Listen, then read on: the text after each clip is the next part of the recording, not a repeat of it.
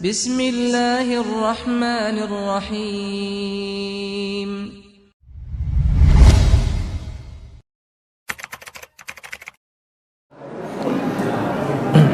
Bismillahirrahmanirrahim.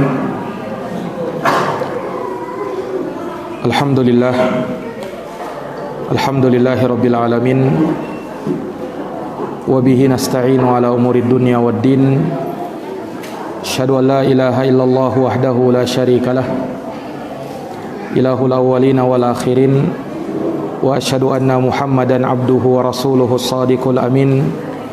Sallallahu alaihi wa ala alihi wa sahbihi wa man tabi'ahum bi ihsanin ila yaumiddin wa sallama tasliman katsira, amma ba'd. Ikhwani fid din wa akhwati fillah, a'azzani Allah wa iyyakum. Kita akan lanjutkan kembali materi daurah kita, membahas risalah Ushulus Sittah, 6 pilar utama dalam akidah dan manhaj. Tadi kita telah singgung di kalam yang terakhir, landasan yang pertama berkaitan dengan keikhlasan. Ya. Untuk bisa mengikuti pelajaran, ya, mungkin diperhatikan bukunya, saya akan terjemahkan kata demi kata supaya ada yang bisa dicatat. Kata beliau, perhatikan, ikhlasuddini lillahi ta'ala. Ikhlasuddini, mengikhlaskan ketaatan. Mengikhlaskan ketaatan lillahi ta'ala, untuk Allah Ta'ala. Wahdahu la syarikalahu, semata, tidak ada sekutu baginya. Saya ulangi, mengikhlaskan ketaatan kepada Allah Ta'ala semata, tidak ada sekutu baginya. Wa bayanu diddihi, dan penjelasan lawan dari keikhlasan. Wa bayanu diddihi, dan penjelasan lawan dari keikhlasan. Alladhi huwa syirku billah, yaitu syirik kepada Allah.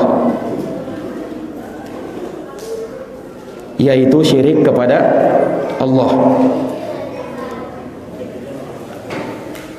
Wa kaunu aktsaril Qur'ani, kebanyakan ayat-ayat Quran, fi bayani hadzal asli, menjelaskan prinsip ini. Menjelaskan prinsip ini. Kebanyakan ayat-ayat Quran menjelaskan prinsip ini. Min wujuhin syatta, dari berbagai sisi. Dari berbagai sisi. Bikalamin, dengan kalimat yafhamuhu abladul ammah, dengan kalimat yang mampu dipahami oleh abladul ammah, yakni orang yang paling dangkal pemahamannya sekalipun. Orang yang paling dangkal pemahamannya sekalipun. Dengan kalimat yang mampu dipahami oleh orang yang paling dangkal pemahamannya sekalipun. Summa lamma sara ala aktsaril ummati ma sara, kemudian lamma sara, tatkala terjadi ala aktsaril ummati, terhadap banyak dari manusia, masara, apa yang terjadi.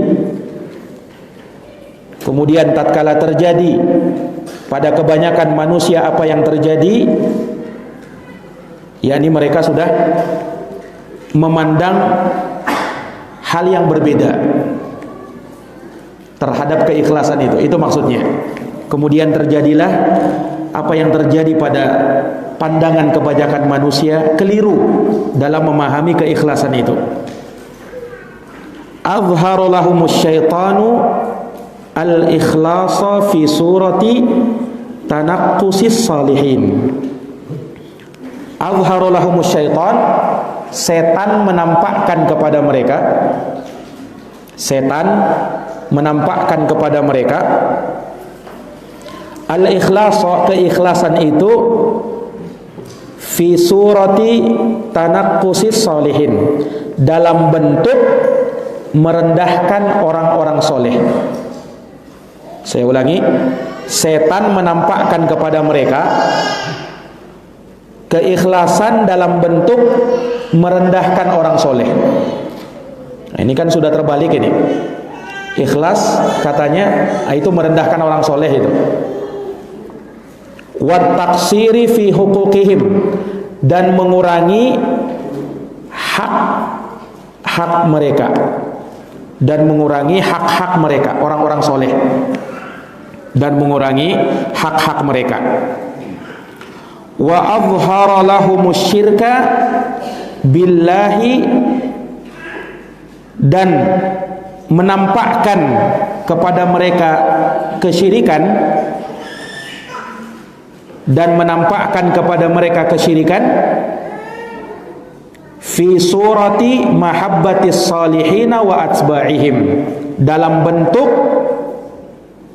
mencintai orang-orang soleh, dan menampakkan kesyirikan dalam bentuk mencintai orang-orang soleh wa atba'ihim, dan pengikut mereka, dan pengikut mereka. Inilah landasan yang pertama. Ikhwani fiddin, azani Allah wa iyyakum. Di dalam agama kita diperintahkan untuk mengikhlaskan ibadah kepada Allah, dan ikhlas itu merupakan ruhnya amalan, ruhnya ibadah. Ibadah tanpa ikhlas mirip seperti jasad tanpa ruh. Ikhlas merupakan ruhnya amalan, ruhnya ibadah. Amalan tanpa ikhlas ibarat jasad tanpa ruh, mayat, ya kan? Nah, apakah itu yang kita persembahkan kepada Allah Subhanahu wa taala? Tentu tidak, ikhwani fiddin, azani Allahu wa iyyakum. Maka sebelum beramal, saat beramal, dan setelah beramal, kita wajib memperhatikan niat keikhlasan ini. Apa tadi? Sebelum beramal, ketika beramal, dan setelah beramal. Sebelum beramal, perhatikan niat kita. Apa maksud dan tujuan kita tatkala beribadah, tatkala menuntut ilmu? Apa maksud kita ini? Apa tujuan kita? Luruskan dulu dia. Kemudian pada saat beramal, karena setan pintar juga, Pak. Mungkin awalnya lurus niatnya, tapi di pertengahan bisa jadi setan hinggap. Makanya hadis tentang syirik tersembunyi itu, kata Nabi SAW, akhwafu ma akhafu ala ummati asyirkul khafi. Perkara yang paling aku takutkan, yang paling aku khawatirkan menimpa umatku adalah syirik yang tersembunyi. Bagaimana itu? Yaqumur rajul, dia berdiri salat, fayuzayyinu salatah, lalu dia percantik salatnya. Kenapa? Lima yara min nadharir rajul, karena dia lihat ada orang yang memperhatikan dirinya. Tadinya dia salat biasa aja, rukuknya biasa, sujudnya biasa, tapi ketika ada orang yang memperhatikan dia, maka rukuknya tambah lama dia, sujudnya tambah lama. Nah, ini ada indikasi ada riya pada dirinya. Tadinya kalau dia membaca Quran biasa, ya surat-surat pendek, tapi ketika ada orang dengar, langsung alif lam mim dibacanya. Nah, ini jamaah sekalian.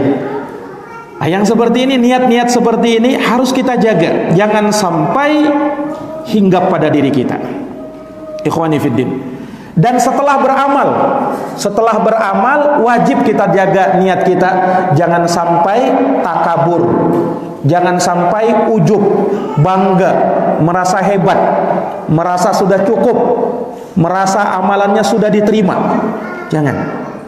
Justru sifatnya orang yang beriman apa? Ketika dia beramal khawatir amalnya itu tidak diterima oleh Allah. Itu sifatnya orang beriman. Mereka sudah beramal, khawatir amalnya tidak diterima oleh Allah. Inilah ciri keikhlasan, ikhwani fiddin, a'azzani Allah wa iyyakum. Makanya orang tatkala dia beramal, ya, jangan dia memperhatikan kuantitas amalannya itu, banyaknya amalannya itu jangan, besar kecilnya amalannya itu jangan. Bukan sekedar itu, tapi perhatikan kualitasnya. Niatnya bagaimana, ikhlasnya bagaimana, ittiba'nya bagaimana, harus dia perhatikan itunya. Sebab amalan yang besar belum tentu pahalanya besar, sebagaimana amalan yang kecil belum tentu pahalanya kecil. Makanya kata Imam Mujahid rahimahullahu ta'ala, rubba amalin kabirin tusaghiruhun niyah, wa rubba amalin saghirin tukabbiruhun niyah.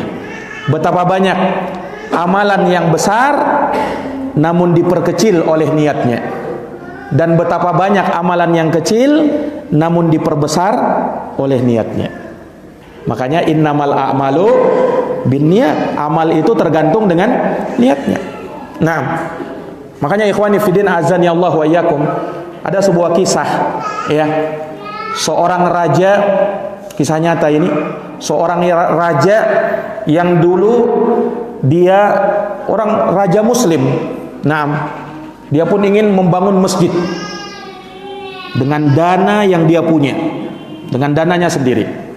Nah, dia tidak mau ada orang yang ikut di dalam membangun masjid itu, hanya dia sendiri. Dengan dananya, dengan biayanya, masjid besar megah dia bangun. Maka terbangunlah masjid itu. Kemudian sang raja ingin supaya masjid itu diberi nama dengan nama dirinya, Masjid Raja Fulan. Nah, maka terbangunlah masjid itu. Kemudian sesuai dengan perintah sang raja, masjid itu dinamakan dengan nama dirinya. Para jamaah sekalian yang dirahmati oleh Allah, setelah jadi namanya, oh dia pun merasa bangga. Sang raja ini merasa bangga dengan itu. Lihat, namaku ada, Masjid Raja Fulan. Nah, ujub muncul dalam dirinya. Apa yang terjadi? Di suatu malam sang raja bermimpi. Dia bermimpi ternyata masjidnya berubah nama menjadi nama seorang wanita. Kaget dia, tersentak bangun. Mimpi ini. Akhirnya dia panggil anak buahnya. Dia panggil prajuritnya, coba lihat masjid itu. Berubah kan namanya itu. Akhirnya anak buahnya pun datang. Dia lihat, oh masih namamu sang raja. Belum berubah dia. Oh, cuman mimpi rupanya. Besoknya di malam yang kedua, sang raja bermimpi lagi, mimpinya yang sama. Pelang nama masjid itu berubah, bukan lagi namanya, tapi nama seorang wanita.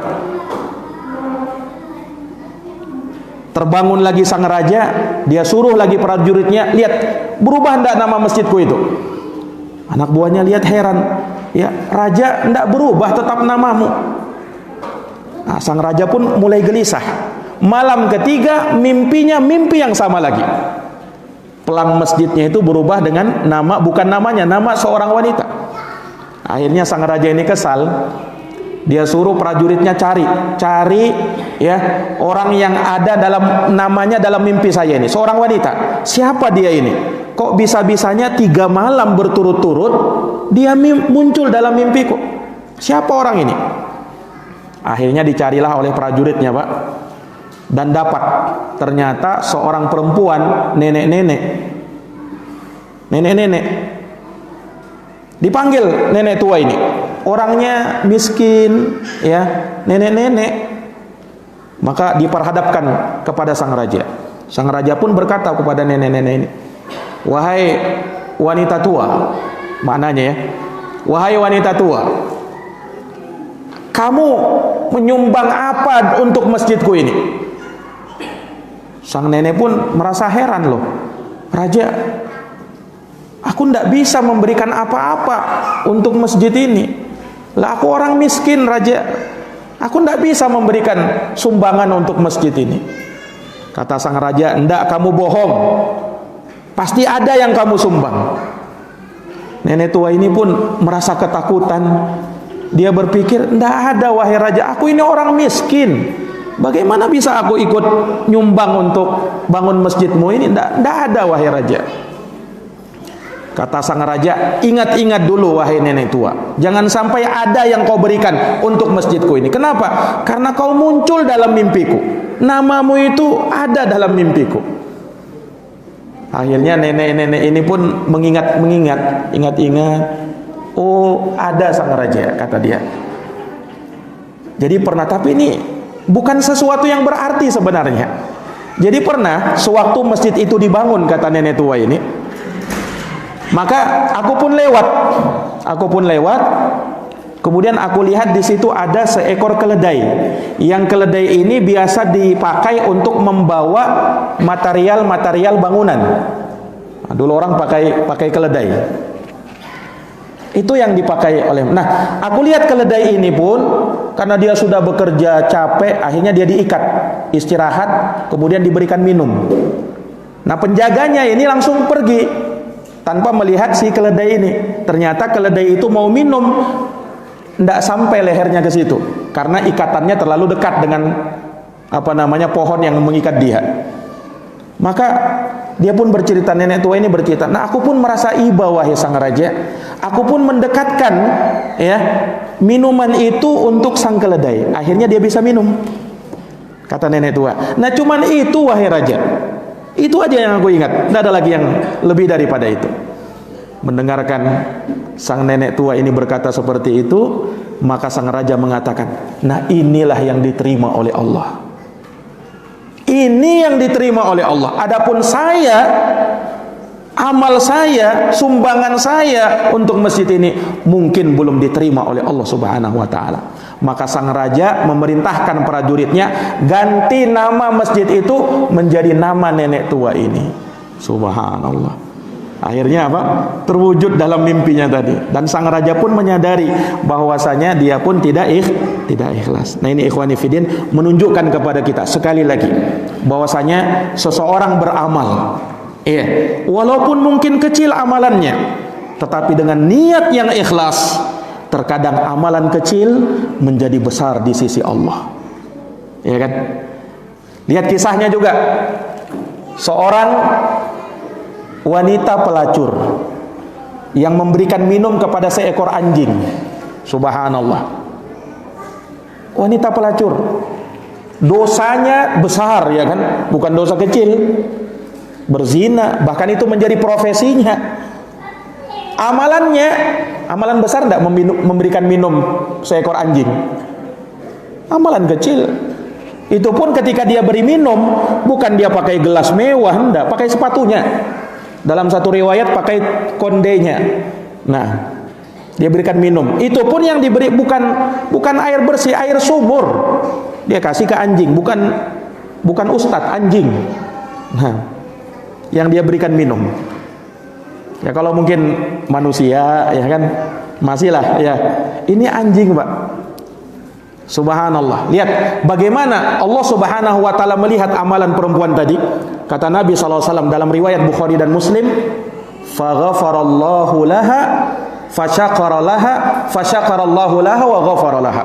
Allah berterima kasih kepada wanita tersebut dan mengampuni dosa-dosanya. Allahu akbar. Kenapa bisa begitu? Kenapa bisa begitu? Amalannya kecil, dosanya besar. tetapi pahalanya bernilai di sisi Allah. Kata ulama, dijelaskan oleh Syekhul Islam, karena perempuan ini tatkala melakukan amalan tersebut ikhlasnya luar biasa. Ikhlasnya luar biasa. Nah, bagaimana kita bisa tahu dia ikhlas karena Allah? Ya, perempuan ini ketika melakukan hal tersebut tidak ada orang yang memperhatikan dirinya. Tidak ada orang yang melihat dirinya. Dia lakukan. Kemudian perempuan ini tidak mengharapkan balasan apa-apa dari si anjing. Ya kan? Nah, ciri seorang penghuni surga yang sumbangannya, pemberiannya diterima oleh Allah Subhanahu wa taala, dia tidak mengharapkan balasan apapun. Innama nut'imukum liwajhillah la nuridu minkum jazaan wala syukura. Sesungguhnya kami memberi untuk mengharapkan wajah Allah. Kami tidak memberi untuk mengharap balasan. Jangankan balasan, ucapan terima kasih tidak. Nah, kalau ada orang yang beramal, nyumbang atau memberi sesuatu, nunggu ucapan terima kasih, nah ini ada sesuatu pada niatnya ini. Kalau orang mau memberi, jangan nunggu ucapan terima kasih, enggak. Ini terkait dengan orang ya, orang yang memberi itu. Walaupun adabnya orang yang diberi tentunya mengucapkan terima kasih. Tapi orang yang memberi harus menjaga niatnya, ikhlas, betul-betul karena Allah. Tidak ada keinginan yang lain, ingin sesuatu, balasan, atau bahkan ucapan terima kasih, jazakallah khairan, tidak. Nah, ini para jamaah sekalian yang dirahmati dan dimuliakan oleh Allah Subhanahu wa taala. Ini tentang keikhlasan. Nah, tentang keikhlasan ini banyak dalil-dalilnya. Ala lillahi dinul khalis. Ketahuilah milik Allah agama yang khalis, agama yang murni, agama yang ikhlas. Wa ma umiru illa liya'budullaha mukhlishina lahuddin. Tidaklah mereka diperintah kecuali untuk beribadah kepada Allah dengan mengikhlaskan ketaatan hanya untuk Allah Subhanahu wa taala. Dan ikhlas merupakan syarat dari sahnya amalan. Ada dua syarat sahnya amalan. Yang pertama ikhlas, dan yang kedua mutabaah, sesuai dengan sunnah Nabi sallallahu alaihi wasallam. Itu syarat sahnya amalan. Adapun syarat sempurnanya amalan ada dua juga. Kalau syarat sahnya amalan dua, ikhlas dan mutabaah. Kalau syarat sempurnanya amalan ada dua. Yang pertama, dia lakukan dengan sungguh-sungguh, ya, amalan tersebut dia lakukan dengan sungguh-sungguh. Dan yang kedua, musaraah, bersegera di dalam melakukannya. Bersegera di dalam melakukannya. Itu syarat sempurnanya amalan. Sungguh-sungguh dan bersegera. Fastabiqul khairat, berlomba-lombalah di dalam kebaikan. Wasari'u ila maghfiratin min rabbikum wa jannatin arduhas samawati wal ard uiddat lil muttaqin. Ikhwani fid din, a'azani Allah wa iyyakum. Kemudian al-aslus tsani, kita ringkas saja.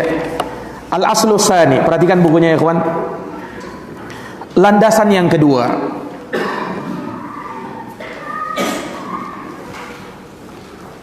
Di situ ada judulnya enggak itu?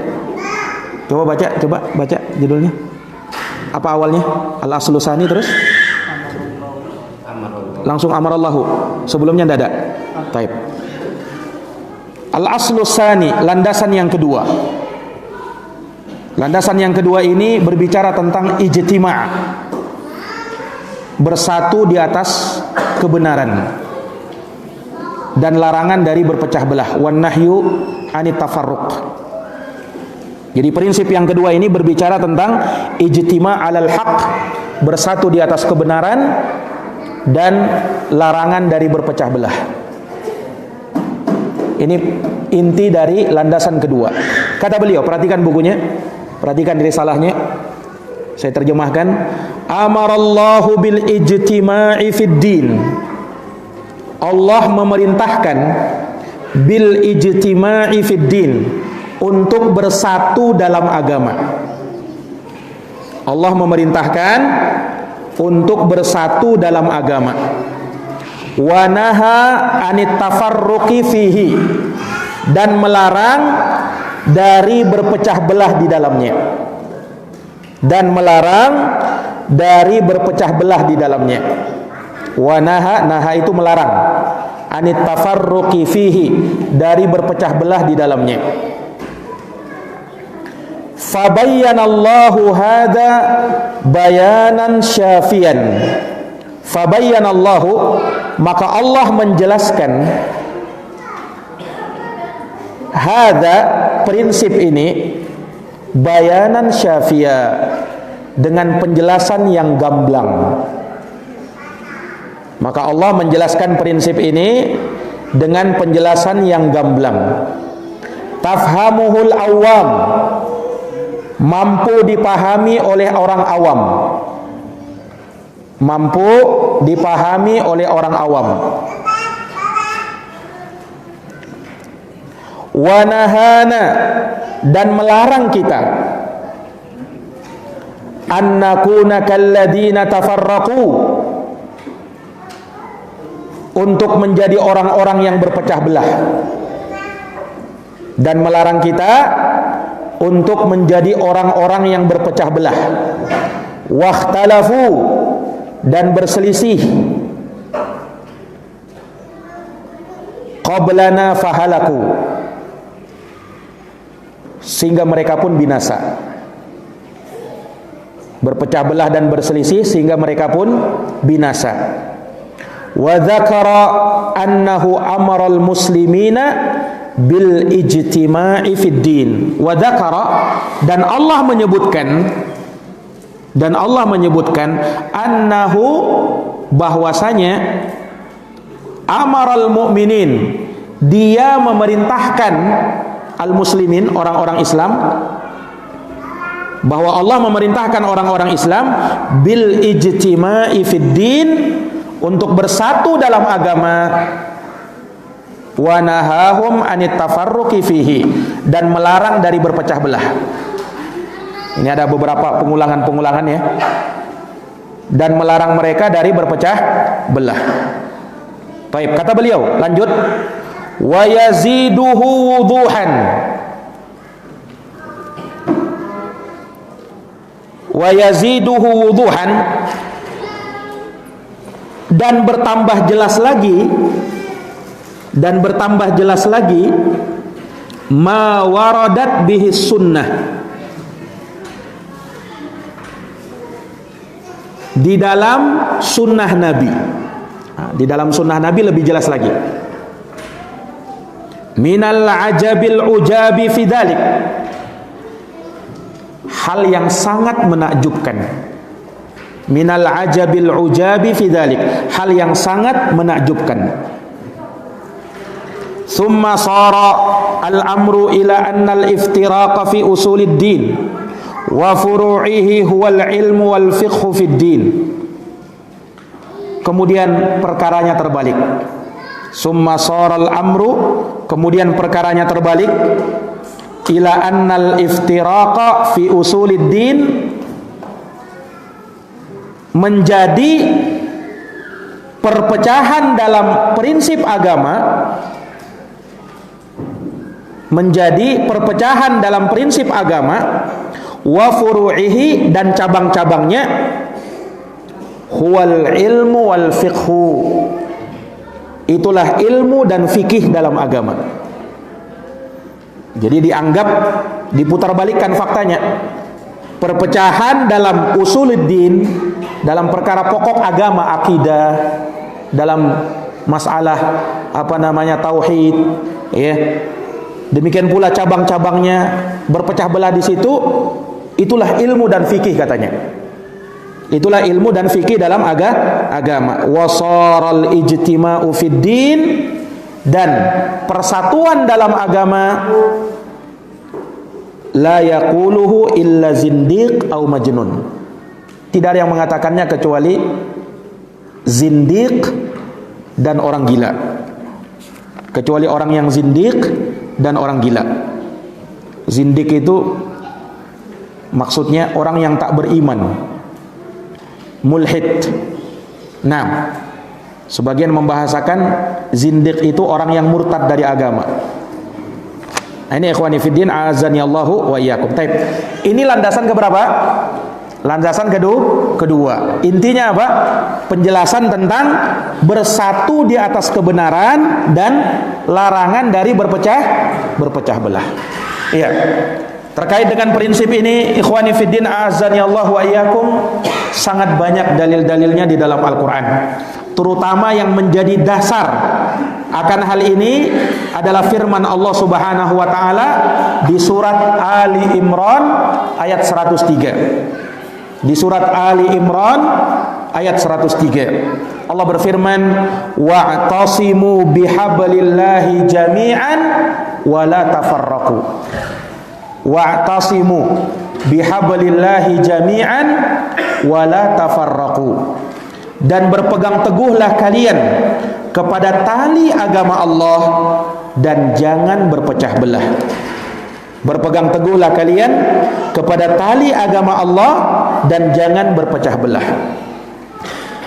Dan Rasulullah sallallahu alaihi wasallam berlepas diri dari orang-orang yang berpecah belah di dalam agama. Dalam surat Al-An'am 159 Allah Subhanahu wa taala berfirman, innal ladzina farraqu dinahum wa kanu syi'a lasta minhum fi syai'. Sesungguhnya orang-orang yang berpecah belah di dalam agama mereka dan mereka menjadi bergolong-golongan, engkau wahai Muhammad tidak termasuk dari mereka. Engkau wahai Muhammad tidak termasuk dari mereka. Karena Allah cinta persatuan dan benci kepada perpecahan. Al-jama'atu rahmatun wal furqatu adzab. Berjamaah bersatu itu rahmat, sementara berpecah belah adalah azab. Dan itu ciri orang-orang musyrikin. Allah mengatakan dalam Quran surat Ar-Rum, wala takunu minal musyrikin. Dan janganlah kalian seperti orang-orang musyrikin. Siapa mereka? Minal ladina farraqu dinahum wa kanu syi'a. Yaitu orang-orang yang mereka memecah belah agama mereka sehingga mereka menjadi bergolong-golongan, berpartai-partai, berhizb-hizb. Kullu hizbin bima ladaihim farihun. Tiap golongan, tiap partai merasa bangga dengan apa yang ada pada mereka. Yang lain salah, cuman dia yang benar. Nah, ini ikhwani fiddin a'azanillahu wa iyyakum. Inilah hizbiyah namanya. Ya, inilah hizbiyah namanya. Hanya fanatik kepada golongannya. Selain golongannya dia tidak mau terima. Selain organisasinya dia tidak mau terima. Selain yayasannya dia tolak. Ini hizbiyah yang seperti ini. Dan ahlu sunnah wal jamaah berlepas diri dari hizbiyah seperti itu. Para jamaah yang dirahmati dan dimuliakan oleh Allah Subhanahu wa taala. Allah Subhanahu wa taala membenci manusia berselisih, berpecah belah. Sekalipun Allah Subhanahu wa taala larang itu, tapi Allah tetapkan manusia akan selalu berselisih. Makanya Allah berfirman apa? Wala yazaluna mukhtalifina illa man rahima rabbi. Senantiasa mereka akan selalu dan selalu berbeda, selalu dan selalu berpecah belah berselisih, kecuali siapa yang dirahmati oleh Tuhanku. Ini para jamaah sekalian yang dirahmati oleh Allah. Hanya di dalam memahami perselisihan, perbedaan itu ada kawaidnya, ada dawabitnya. Ada perbedaan yang menerima toleransi, harus ditolerir, harus berlapang dada. Ada perbedaan yang tak menerima toleransi. Nah, ini jamaah sekalian. Nah, jadi manusia di sini terbagi menjadi berapa golongan? Ada yang menganggap semua perbedaan itu harus ditoleransi. Semua perbedaan toleransi. Nata'awanu fi mattafaqna alaih wa na'tadiru ba'duna ba'dun fi makhtalafna fi. Kita saling tolong menolong dalam perkara yang kita sepakati, saling memberikan toleransi kalau perkaranya berbeda. Ini kalau secara mutlak dipahami tidak benar juga ini. Lihat dulu perbedaannya yang bagaimana dulu. Kalau perbedaan dalam usuluddin, dalam prinsip agama, ini tidak menerima toleransi, Pak. Kalau dalam usuluddin, satunya meyakini hanya Islam yang benar, yang lainnya mengatakan oh enggak, selain Islam juga ada yang benar. bukan hanya Islam yang masuk surga, yang selainnya juga bisa masuk surga dari yang bukan Islam. Ini tidak bisa ditoleransi yang seperti ini. Yang hak cuman satu, yang menyelisihinya pasti salah. Islam meyakini bahwasanya hanya Allah satu-satunya yang kita sembah, tidak yang lain. Kalau ada yang berpendapat enggak, selain Allah juga boleh disembah, ini tidak menerima toleransi yang seperti ini. Nah, yang benar cuman satu, yang menyelisihinya pasti salah. Karena sudah berbicara tentang prinsip agama. Sholat 5 waktu wajib, puasa Ramadan wajib, zakat mal wajib, haji wajib. Kalau ada yang berkata, oh enggak, sholat itu enggak wajib, sunnah aja, sholat fardu maksudnya, sholat 5 waktu. Nah, ini enggak menerima toleransi ini. Kenapa? Dalam usul dia berbeda, enggak menerima toleransi. Tapi kalau dalam furu'iyah, dalam furu', cabang permasalahan, cabang fikih, wajib toleransi ya ikhwah. Wajib toleransi. Iya. Nah, ini banyak-banyak dalam pembahasan fikih ini. Yang satunya menggerakkan jari telunjuk, yang satunya enggak. Yang menggerakkan jari telunjuk jangan memarahi yang enggak menggerakkan. Begitu pula sebaliknya. Perbedaan furu'. Yang satu kunut subuh, yang lain tidak kunut subuh. Ini furu'iyah. Salah satunya memegang dalil, masing-masing memegang dalil. Nah, ini ikhwani fiddin. Maka tidak boleh sini saling membid'ahkan satu sama lain, tidak boleh. Karena pembahasan furu', bukan masalah usul itu. Nah, banyak-banyak dalam pembahasan fikih. Walaupun tidak semua pembahasan fikih itu furu' semua, tidak. Tadi dalam masalah sholat 5 waktu usul itu wajibnya, ya kan? Nah, kalau perkara-perkara yang sifatnya ijma' para ulama, sepakatan para ulama, nah ini yang pembahasan ini usul dia, masuk usul dia, tidak menerima toleransi, tidak menerima toleransi. Tetapi kalau dalam furu' wajib bertoleransi. Siapa yang tidak toleransi terpecah belah kita, Pak. Bisa terpecah belah. Nah, ini juga harus pandai melihat perbedaan itu di mana dulu. Jangan semua perbedaan ditoleransi, ya, dan jangan semua perbedaan ya dianggap harus berbeda. Yang benar cuma satu, yang lain pasti salah. Tidak benar juga seperti itu. Nah, ini para jamaah yang dirahmati dan dimuliakan oleh Allah Subhanahu wa taala. Nah, terkait dengan prinsip ini, Allah Subhanahu wa taala menjelaskan di dalam ayat-ayatnya dan hadits-haditsnya sangat banyak terkait dengan masalah ini, dan Nabi kita Muhammad SAW pun mengabarkan hal yang demikian. Iya, Rasulullah SAW bersabda dalam hadis Irbad ibnu Sariyah, riwayat Imam Abu Daud dan Imam Tirmidzi. Nasihat yang sangat mendalam, nasihat perpisahan. Rasulullah sallallahu alaihi wasallam memberikan wejangan kepada sahabat sangat menyentuh, sangat mengena, sehingga membuat hati para sahabat bergetar, tak tertahankan air mata pun berlinang. Maka mereka minta wasiat kepada Nabi. Maka Rasulullah memberikan wasiat. Usikum bitaqwallahi azza wa jal was-sam'i wa ta'ah wa in ta'ammara 'alaikum 'abdun habashi. Kemudian kata Nabi, perhatikan, fa innahu may ya'is minkum. Sesungguhnya siapa yang hidup lama di antara kalian, fasayara ikhtilafan katsira, maka dia akan melihat perselisihan yang banyak. Fa alaikum bisunnati, maka wajib bagi kalian berpegang teguh kepada sunnahku, wa sunnatil khulafa'ir rasyidin al-mahdiyyin min ba'di, dan sunnahnya para khalifah ar-rasyidun yang mereka mendapatkan petunjuk dan bimbingan. Gigitlah dia dengan gigi geraham kalian. Di sini Nabi mengabarkan terjadi perpecahan, tapi Nabi memberikan solusi. Makanya ulama menyebutkan ada solusi yang bisa kita tempuh supaya umat Islam itu bisa bersatu. Walaupun kalau semuanya tidak mungkin ya, karena memang ketetapan Allah Subhanahu wa taala pasti berbeda manusia itu. Tetapi jamaah sekalian, orang-orang yang memang menginginkan kebenaran, orang-orang yang berada di atas prinsip yang hak, maka mereka bisa bersatu. Asalkan mereka mau mengamalkan perkara-perkara yang kita sebutkan di sini. Apa saja? Yang pertama, ar-ruju' ilal kitabi was sunnah. mengembalikan perbedaan kepada Al-Quran dan sunnah Nabi sallallahu alaihi wasallam. Fa in tanaza'tum fi syai'in farudduhu ilallahi war rasul. Kalau kalian berbeda pendapat, berselisih pendapat dalam suatu urusan, maka kembalikan dia kepada Allah dan Rasulnya. Ini solusinya. Dan harus pasrah memang. Tidak boleh ada rasa berat hati ketika misalnya hawa nafsunya berbeda dengan apa yang diputuskan oleh Allah dalam Quran maupun sunnah. Tidak boleh mendebat, tidak boleh keras kepala.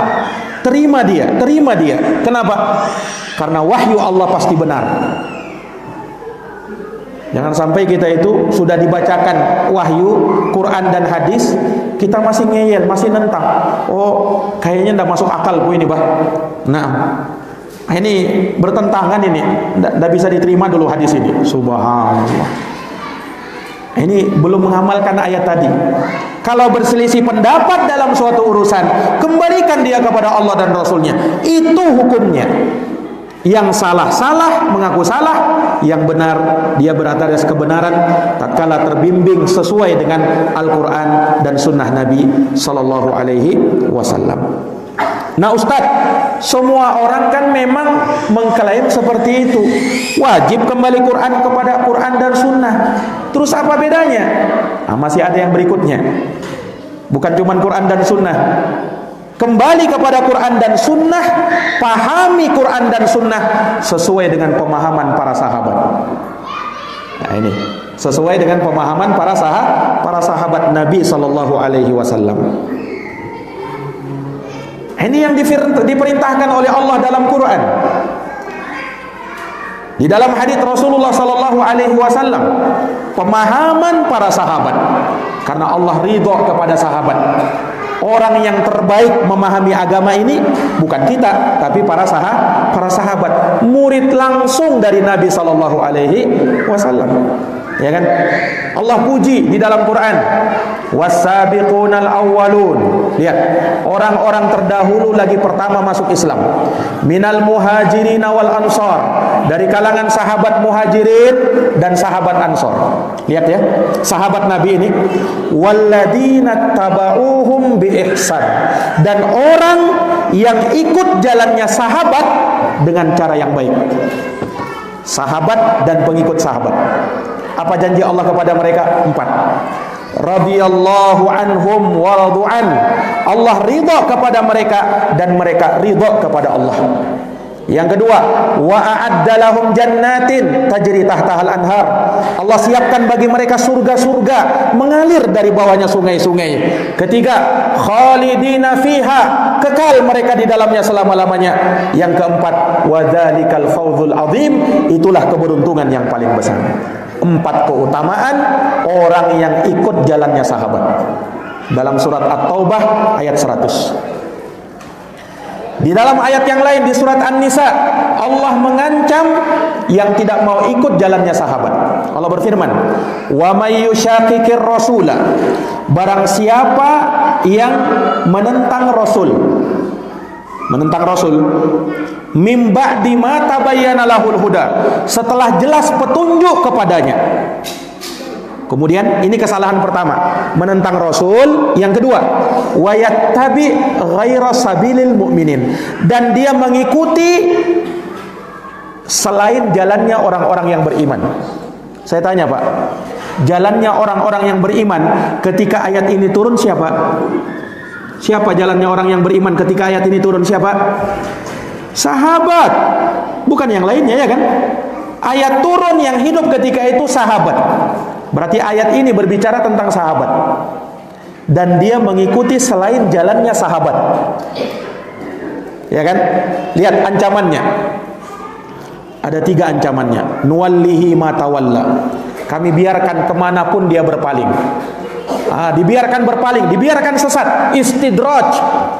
Falamma zaghu azaghallahu qulubahum, tatkala mereka berpaling, Allah semakin palingkan hatinya. Hati-hati, salah berpaling, neraka ancamannya. Nuwallihi ma tawalla. Kemudian apa? Wa nuslihi jahannam, dia akan dimasukkan ke dalam neraka jahanam. Yang ketiga, wasaat masira, dan neraka jahanam itu tempat yang paling buruk. 3 ancaman orang yang tak mengikuti jalannya sahabat. Jelas kan?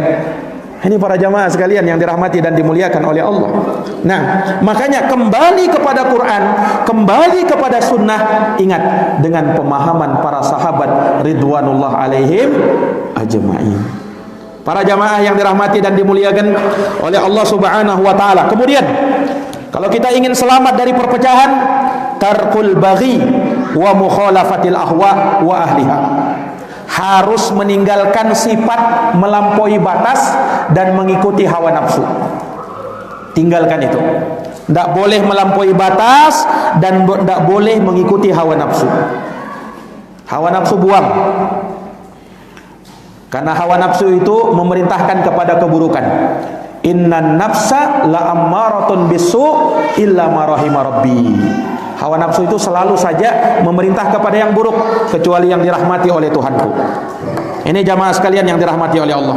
Kemudian yang berikutnya, supaya selamat dari perpecahan, nasrul ilmi syar'i.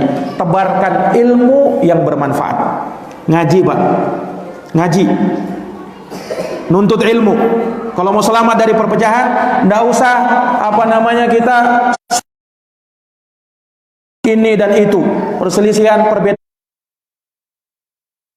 ini dan itu, Ustadz Fulan dan Ustadz Alan, tidak usah. Sibukkan diri menuntut ilmu. Sibukkan diri menuntut ilmu supaya selamat dari perpecahan. Karena Allah tanya kita, bukan tanya perbedaan itu, perbedaan perselisihan itu.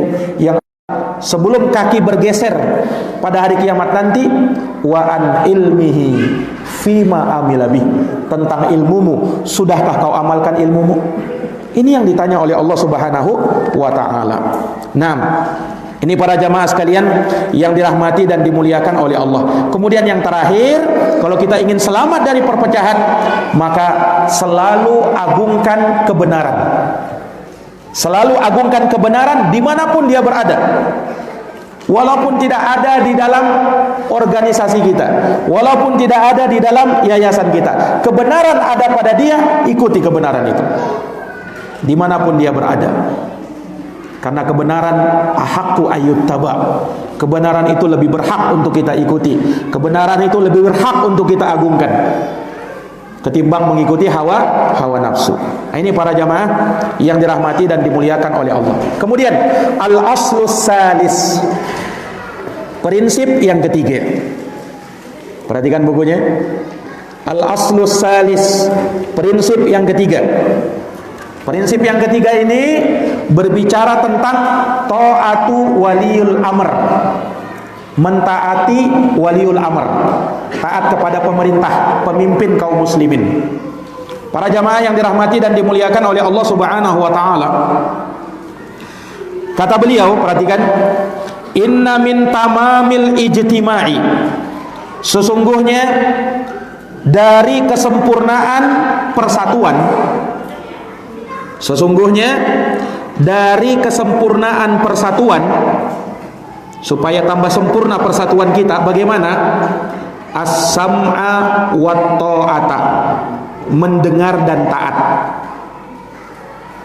Mendengar dan taat kepada siapa? Liman ta'ammara alaina, kepada pemimpin penguasa kita, kepada penguasa kita. Ini jamaah sekalian, walau kana abdan habasyian, sekalipun dia adalah budak hitam, sekalipun dia adalah budak hitam, Habasyi itu Ethiopia sekarang. Jadi walaupun pemimpinmu itu begitu orangnya, tetap dengar dan taat sama dia. Fabayyanallahu hada bayanan syafiyan kafiyan, maka Allah menjelaskan prinsip ini, maka Allah menjelaskan prinsip ini bayanan syafiyan kafiyan, dengan penjelasan yang gamblang dan sangat memuaskan. dengan penjelasan yang gamblang dan sangat memuaskan.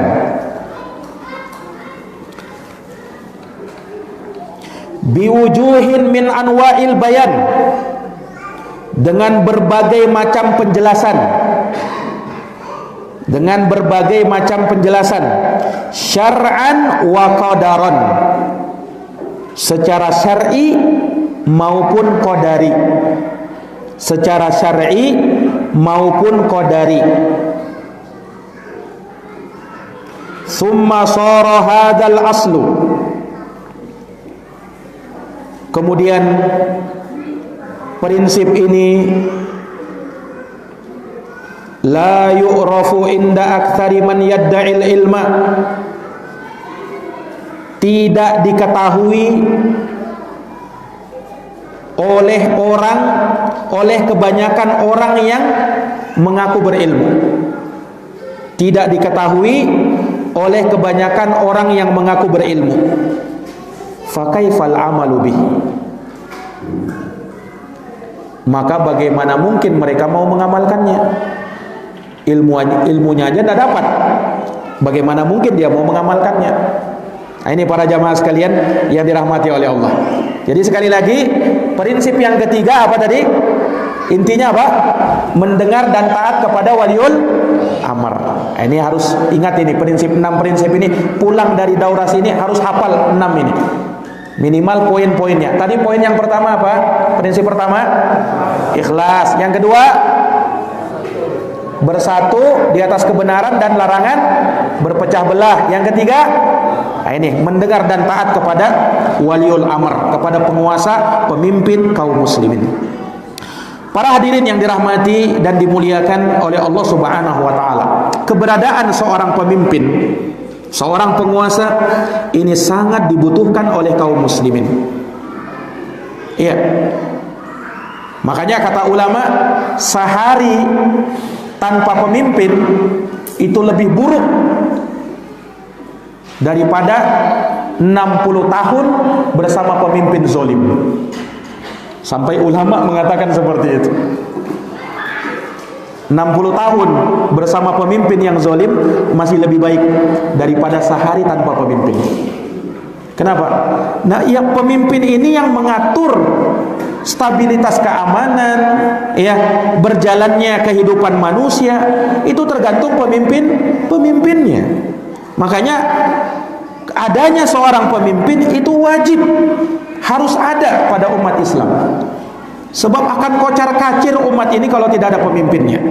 Makanya Rasulullah bersabda, innamal imamu junnatun yuqatalu min wara'ihi wa yuttaqa bihi fa in amara bi taqwallahi wa adal kana lahu bidzalika ajrun wa in ya'muru bi ghairihi kana alaihi min.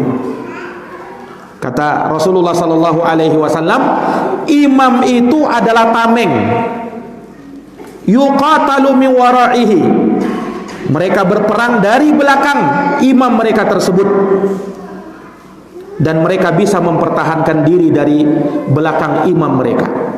Maka kalau pemimpin kalian, imam kalian memerintahkan untuk bertakwa kepada Allah dan bersikap adil, maka baginya pahala dengan hal tersebut. Tetapi kalau dia memerintahkan selain daripada itu, maka dia mendapatkan dosa karenanya.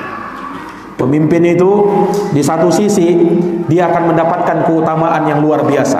Ingat 7 golongan yang mendapatkan naungan hari yang tiada naungan kecuali naungannya Allah.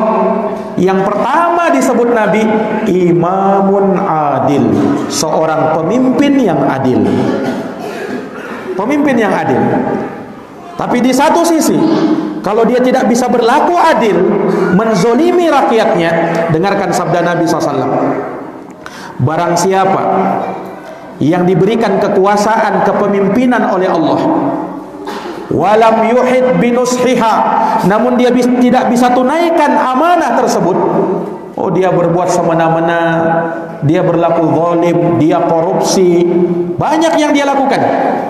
Kata Nabi SAW, lam yajid raihatal jannah, pemimpin yang seperti ini tidak mencium baunya surga. Pemimpin yang seperti ini tidak mencium baunya surga, kata Nabi SAW. Ini para jamaah sekalian yang dirahmati dan dimuliakan oleh Allah Subhanahu wa taala. Nah, kita sebagai rakyat wajib taat kepada pemimpin. Wajib mendengar dan taat kepada pemimpin. Mana dalilnya Ustaz? Dalilnya dalam surat An-Nisa ayat 59. Allah berfirman, "Ya ayyuhalladzina amanu, wahai orang-orang yang beriman, atiullah, taatlah sama Allah, wa atiur rasul, taatlah sama Rasul, wa ulil amri minkum, dan ulil amr di antara kalian." Imam Ibnu Katsir mengatakan ulil amr ai al ulama wal umara, para ulama dan para pemimpin, penguasa, wajib taat. Ini para jamaah yang dirahmati dan dimuliakan oleh Allah Subhanahu wa taala. Hanya ayat ini mengisyaratkan kepada kita bahwa ketaatan kepada ulil amr, kepada penguasa, itu mengikuti ketaatan kepada Allah dan Rasulnya. Makanya perhatikan ayatnya, ketika Allah perintahkan taat kepada Allah, atiullah, ada fiilnya atiu. Ketika diperintahkan taat kepada Rasul, diulangi lagi fiilnya, wa atiur rasul, taatlah sama Rasul. Tetapi ketaatan kepada ulil amr, Allah katakan wa ulil amri minkum, tidak diulang fiilnya. Nah, ini ada faidahnya dalam bahasa Arab, menunjukkan bahwa ketaatan kepada ulil amr ngikut ketaatan kepada Allah dan Rasulnya. Artinya mereka kita taati selama mereka memerintahkan kepada ketaatan, kebaikan. Kalau mereka memerintahkan kepada maksiat, maka dalil berkata la ta'ata li makhluqin fi maksiatil khaliq. Tidak ada ketaatan kepada makhluk siapapun dia kalau urusannya bermaksiat kepada Allah. Innama ta'atu fil ma'ruf, ketaatan itu hanya dalam perkara yang ma'ruf saja. Ini para jamaah sekalian. Tapi bukan maknanya begini ya. Bukan maknanya ketika ada pemimpin yang sudah memerintahkan kepada, sekali dia memerintahkan kepada yang zalim, kemudian kita langsung tidak taat lagi. Enggak. Kita tidak taat dalam kasus itu tadi, dalam perkara itu tadi, dalam perkara itu saja yang dia memerintahkan kepada maksiat. Tapi dalam perkara yang lain tetap wajib mendengar dan taat. Jangan langsung, oh ini pemimpin kita memerintahkan kepada yang buruk, berarti tidak ada lagi kewajiban mendengar dan taat, sudah tidak ada lagi. Tidak begitu maknanya. Saat mereka memerintahkan kepada maksiat, itu yang tidak kita taati. Tapi dalam perintahnya yang tidak melanggar ketaatan kepada Allah dan Rasulnya, wajib ditaati. Wajib ditaati, Pak. Ini para jamaah sekalian yang dirahmati oleh Allah. Sampai para ulama mengatakan, bahkan dalam urusan keduniaan, dalam urusan stabilitas, keamanan, dalam rambu-rambu lalu lintas, juga mesti ditaati sebagai ketaatan kepada waliul amr.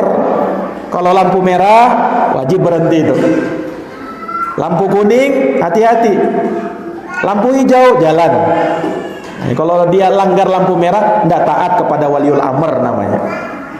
Nah, ini jamaah sekalian yang dirahmati oleh Allah. Jadi dalam perkara itu pun para ulama menyebutkan, jangan kalian sampai durhaka kepada penguasa kalian, pemimpin kalian.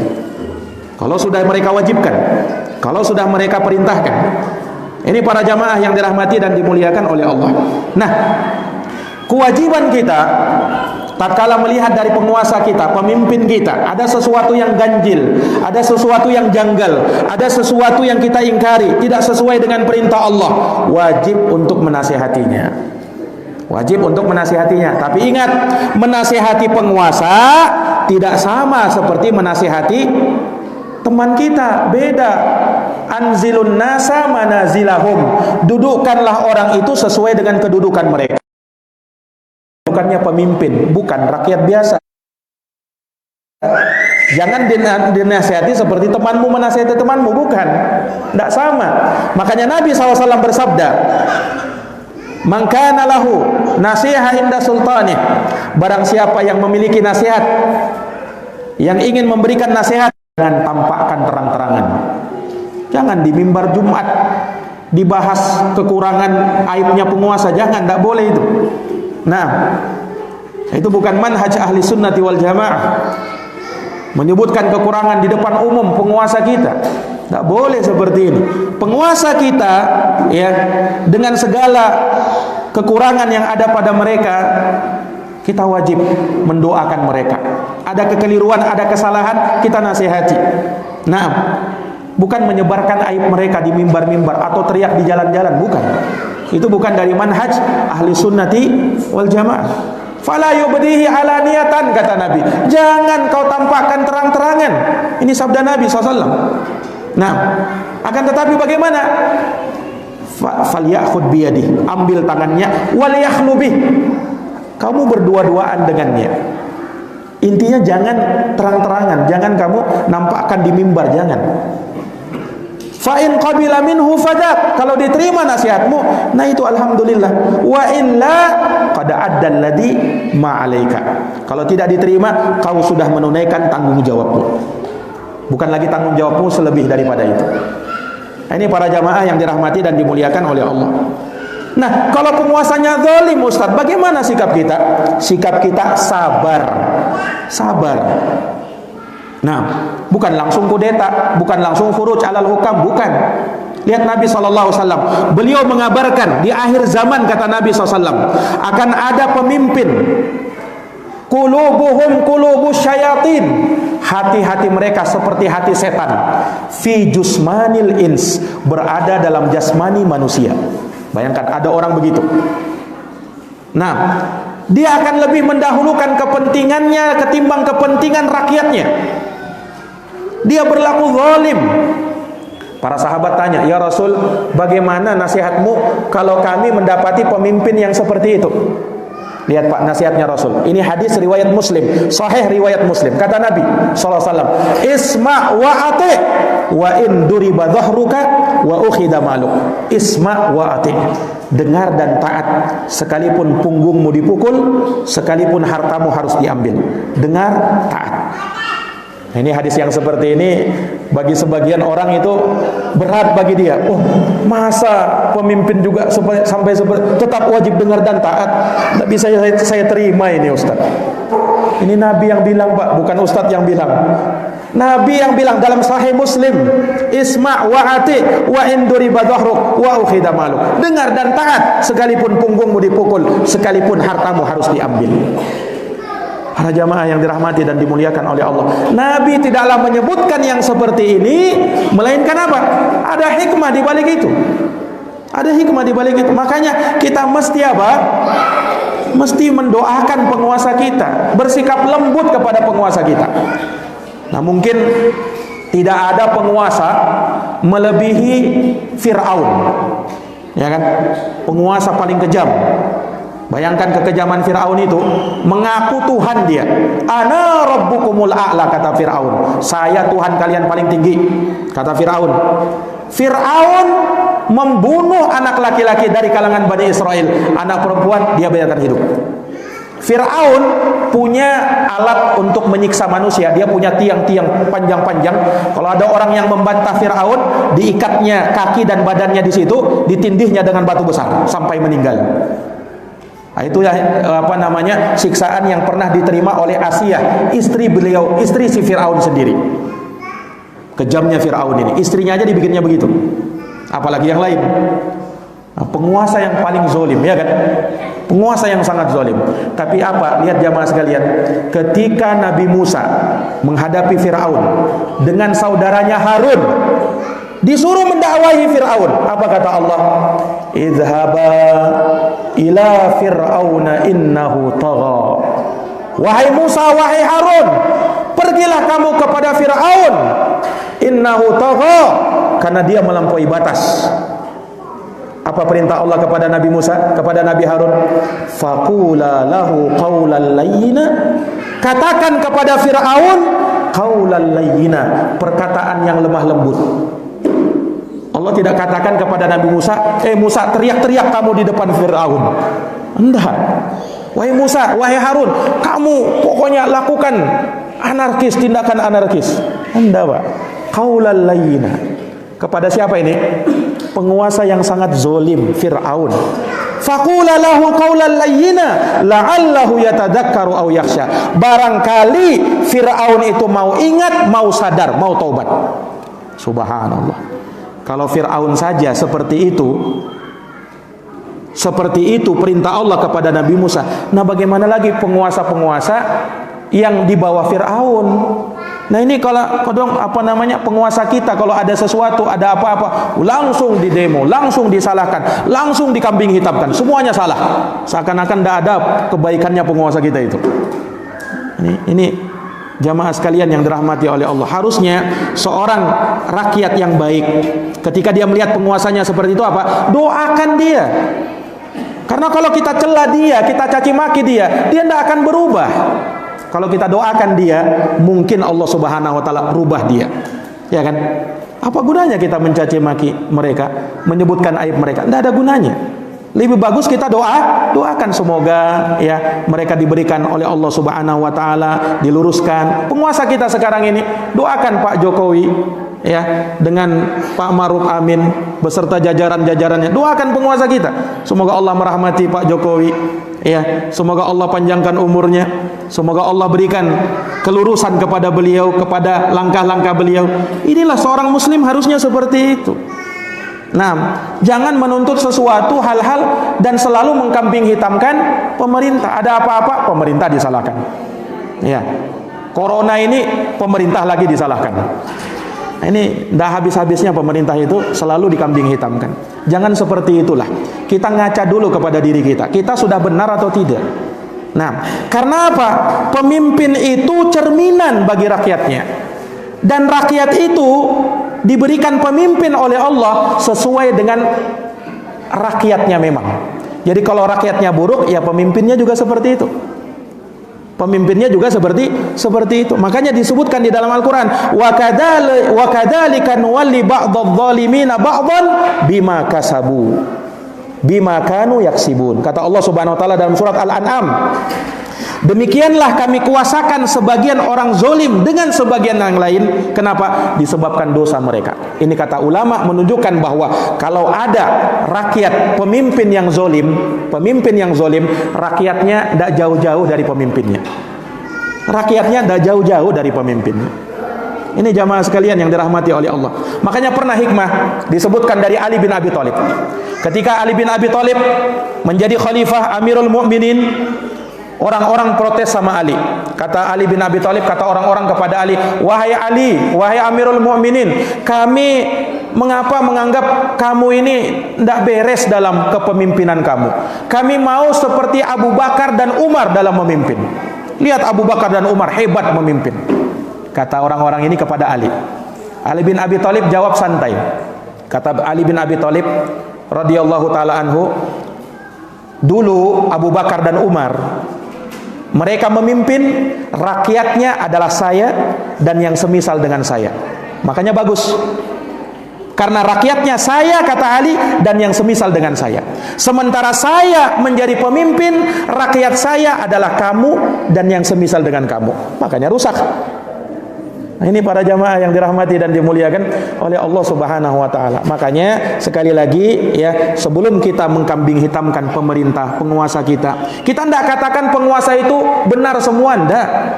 Ada salahnya, ada. Tetapi tidak ada gunanya kalau kita caci maki mereka. Yang ada kita doakan mereka. Makanya Imam Ahmad pernah mengatakan, andaikan saya punya doa mustajabah, maka saya tidak peruntukkan untuk diri saya, tapi saya peruntukkan untuk penguasa. Kata Imam Ahmad rahimahullah. Beliau ditanya, loh, kenapa begitu wahai Imam Ahmad? Kata beliau, kata Imam Ahmad, kalau saya doakan untuk diri saya sendiri, ya maslahatnya ya terpulang untuk diri saya sendiri. Tapi kalau saya doakan penguasa saya, baik mereka, maka kemaslahatannya untuk saya dan untuk semua orang. Dan ini lebih bagus lagi. Ya kan? Ini para jamaah yang dirahmati dan dimuliakan oleh Allah. Nah, mereka ada sebagian orang memunculkan syubhat, Ustadz, itu kalau kita taat sama pemerintah itu kan kalau mereka berhukum dengan hukum Islam. Kalau tidak berhukum dengan hukum Islam, maka tidak ada kewajiban mendengar dan taat. Kita tantang orang yang seperti ini, orang yang mengatakan seperti ini. Bawakan satu dalil saja yang benar, yang menunjukkan benarnya ucapan kalian itu, bahwasanya ketaatan hanya kepada mereka yang menerapkan hukum Islam. Datangkan satu dalil. Tidak usah satu dalil, setengah dalil. Dan mereka tidak akan bisa mendatangkannya. Karena hadis-hadis Nabi bersifat mutlak. bersifat mutlak. Nah, orang yang berbuat maksiat apakah menjalankan hukum Allah? Tidak. Jadi jangan sampai kita membatasi hukum Allah itu dalam perkara-perkara yang tertentu saja, tidak. Nah, ini para jamaah yang dirahmati dan dimuliakan oleh Allah. Maka prinsip yang ketiga, kita mendengar dan taat kepada penguasa. Prinsip yang keempat, al-aslur rabi'. Prinsip yang keempat ini tentang perbedaan antara ulama dan yang mirip dengan ulama, tapi bukan ulama. Nah, perlu kita bedakan mana ulama, mana yang bukan ulama. Jadi prinsip keempat ini berbicara tentang apa? Perbedaan antara ulama, orang yang berilmu, dan yang bukan ulama, tapi memasang diri seperti ulama. Para jamaah yang dirahmati oleh Allah, kita baca keterangan dari beliau. Kata Syekh rahimahullahu ta'ala, perhatikan bukunya. Bayanul ilmi, penjelasan tentang ilmu.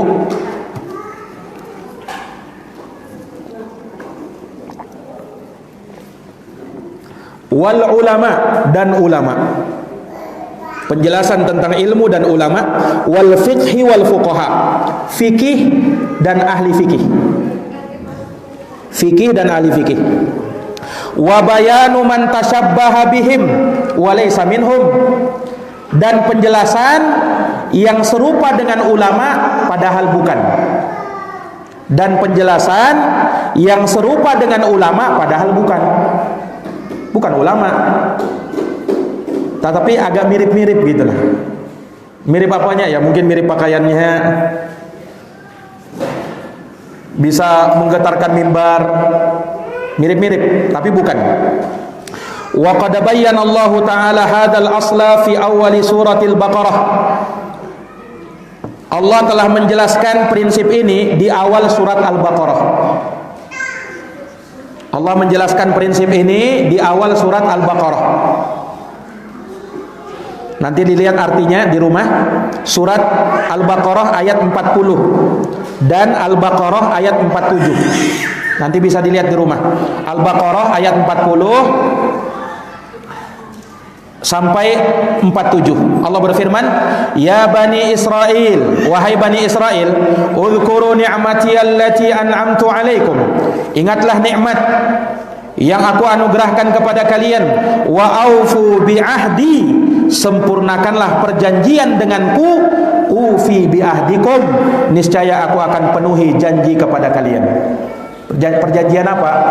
Perjanjian untuk beriman kepada Allah, mentauhidkan Allah. Itu perjanjian Bani Israel kepada Allah Subhanahu wa taala. Kemudian Allah berjanji kepada mereka, kalau mereka memenuhi janji mereka, hanya beribadah kepada Allah, hanya beriman kepada Allah, Allah akan selamatkan mereka dari azab api neraka dan masukkan mereka ke dalam surga. Ini janji Allah Subhanahu wa taala kepada mereka. Ila qaulihi, sampai pada firman Allah, ya bani Israel, wahai Bani Israel, uzkuru ni'mati allati an'amtu 'alaikum, ingatlah nikmat yang aku berikan kepada kalian. Wa anni faddaltukum 'alal alamin, dan aku telah mengutamakan kalian di atas seluruh alam semesta. Nah, untuk artinya nanti lihat aja di rumah ya, lihat terjemahannya. Kemudian kata beliau, perhatikan bukunya. Wa yaziduhu wuduhan, dan bertambah jelas lagi. Wa yaziduhu wuduhan, dan bertambah jelas lagi. Ma sarrahat bihi sunnah, apa yang ditegaskan dalam sunnah, dalam hadis. Apa yang ditegaskan dalam hadis. Fi hadal kalam, tentang masalah ini. Al-kathir, dalam jumlah yang banyak. Al-bayyin al-wadih, sangat jelas dan terang. Sangat banyak, jelas dan terang. Untuk siapa? Lil amil balid, untuk orang awam yang dangkal pemahamannya sekalipun. Untuk orang awam yang dangkal pemahamannya sekalipun. Al-balid. Al-balid itu aslinya artinya orang yang bodoh ya, orang yang dungu, tapi agak bahasanya. Kita terjemahkan yang paling dangkal pemahamannya. Nah, summa sara hada agrabal asya. Kemudian berlalu waktu, perkaranya berubah menjadi paling aneh. Kemudian berlalu waktu, perkaranya berubah menjadi perkara yang paling aneh. Bagaimana itu? Kenapa jadi aneh? Kata beliau, wasaral ilmu wal fiqhu huwal bid'u wad dhalalat. Ilmu dan fikih menjadi kebid'ahan dan kesesatan. Jadi diputar balikan fakta itu, kebenaran itu. Ilmu dan fikih dianggap sebagai apa? Kesesatan. Wa khiyaru ma indahum labsul haqqi bil batil. Yang terbaik menurut mereka adalah labsul haqqi bil batil, mencampurkan antara yang hak dan yang batil, mencampur baurkan antara yang hak dan yang batil. Padahal Allah larang kan, wala talbisul haqqa bil batil, jangan kau campur baurkan antara yang hak dan yang batil. Wa talbisul haqq wa antum ta'lamun, kau campur baurkan antara yang hak dan yang batil dalam keadaan kamu mengetahui. Jangan, tidak boleh. Wa saral ilmu alladhi faradahu Allah Ta'ala 'alal khalq wa madahahu la yatafawwahu bihi illa zindiq aw majnun. Sementara ilmu yang Allah wajibkan kepada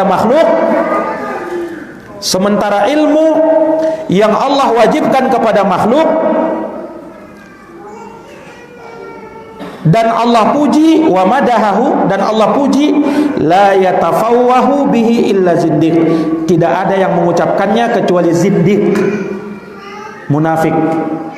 Tidak ada yang mengucapkannya kecuali zindiq au majnun, atau orang gila. Wa sara man angkarahu, sementara yang mengingkarinya, wa adahu, dan memusuhinya, wa sannafa fit tahdhiri minhu, dan menulis untuk mentahdzirnya, maksudnya mentahdzir ilmu, memperingatkan orang dari ilmu yang bermanfaat, wan nahyi anhu, melarang orang dari menuntut ilmu, huwal faqih al alim, dialah yang dianggap orang ahli fikih dan orang berilmu. Nah, terjadi pemutarbalikan fakta. Ini jamaah sekalian mirip seperti apa yang disabdakan oleh Nabi, sayati alan nasi zamanun, kata Nabi akan datang suatu zaman pada manusia, ya, sayati sanawatun khadda'at, akan datang tahun-tahun yang menipu, yusaddaqu fihal kadhib, orang yang dusta, orang yang jujur dianggap sebagai pendusta, wa yukadzabu fiha shadiq, orang yang dusta dianggap jujur, orang yang jujur dianggap dusta,